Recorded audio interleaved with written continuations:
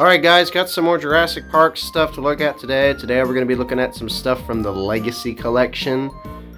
Hopefully you guys do enjoy this. If you don't, just let me know. And let's get into this.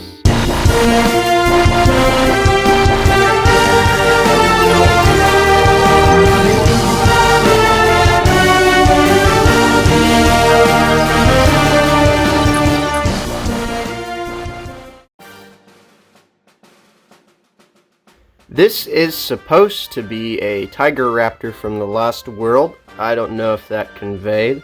I'll put up a picture of a tiger raptor for the comparison. Not the most accurate figure ever, and it's kind of ugly, to be honest. I really don't like this figure. I just saw it on the shelves back in April before the toys were supposed to be out, and I decided to grab it. So yeah, that's the raptor. As far as articulation goes, this guy's got a ball joint in the head. The jaw will open. Pretty nice paint in there. The eyes painted a nice yellowish color. Actually looks pretty okay on mine. The arms will move out as well as back and forward. The legs will move. And the tail will move. It's also got articulation tied to the action feature. This guy's got probably one of the lamest freaking action features I've ever seen. I've already shown it off on the channel, but here it is again. He can slash with his claws. Wow. Show off the action feature. We have Red Shirt Owen here as our unfortunate victim. Just do that. So not the most accurate figure. The paint's really bad on this one. Really don't like this figure. As far as the scan code, pull it up if you want to scan that. Let's do some comparisons. Here it is with Owen. You know, it's about as tall as the raptor would be in the movie. Here it is with my other Lost World styled raptors. There it is.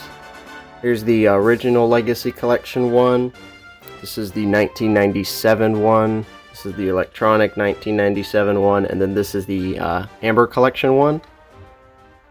So, I mean, you can tell it's a tiger raptor, but it's not a very good tiger raptor. Other than that, that's going to be about it. We've already kind of looked at this guy on the channel, so let's move on to something a little more interesting.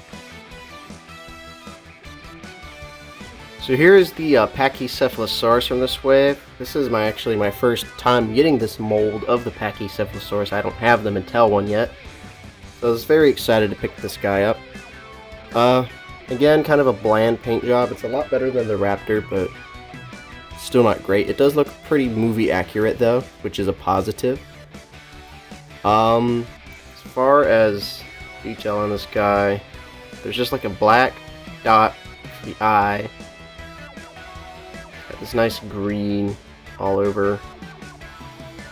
It's a very blandly painted figure. It's got a little bit of brown on the underside.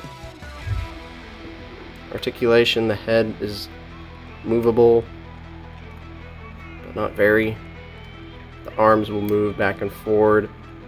As well as out. The legs will move. And the tail will not move. This guy's got a very Pachycephalosaurid action feature. You push down on the tail.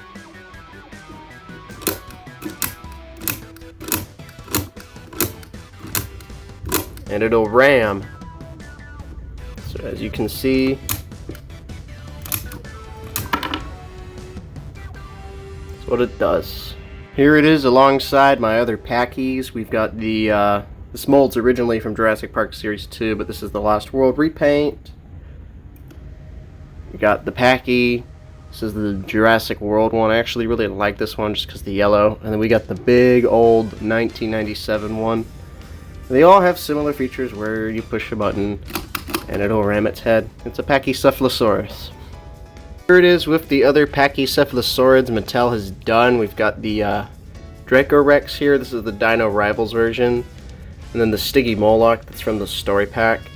There's several versions of these guys, and there's several versions of the Pachycephalosaurus. It's just this guy gets released a lot less often than these two. But honestly, we haven't gotten a Stiggy in like 2 years. So, that's the Pachycephalosaurus. Before I forget, there is a scan code on this guy. You just lift up this here, and boom, scan it, push it back down. Pretty simple.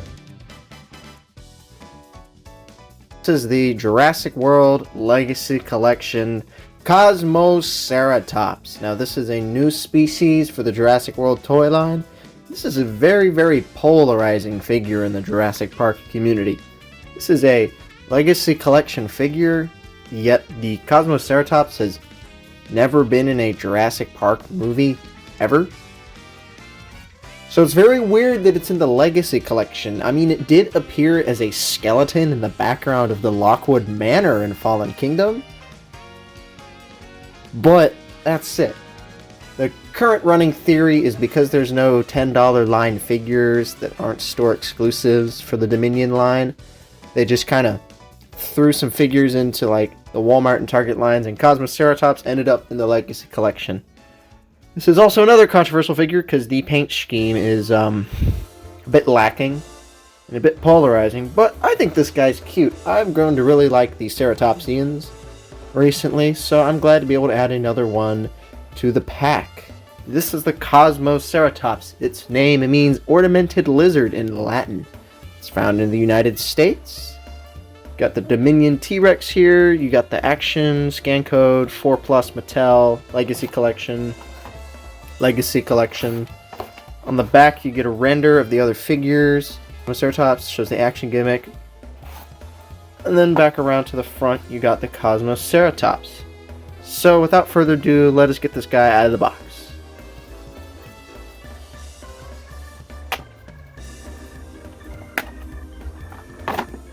But this is the Cosmoceratops. This is a very cute little guy, I'd have to say.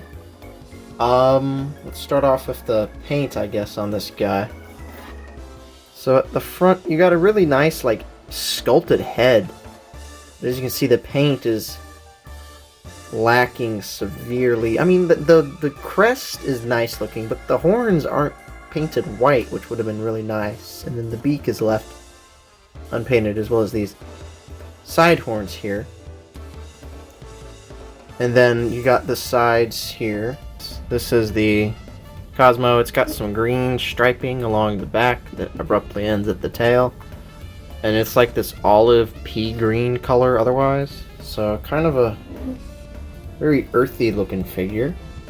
As far as articulation goes, the head will move as part of the action gimmick.